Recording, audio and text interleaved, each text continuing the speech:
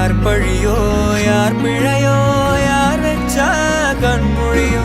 நான் கேட்ட கேள்விக்கு நீ மட்டும் தான் விடையோ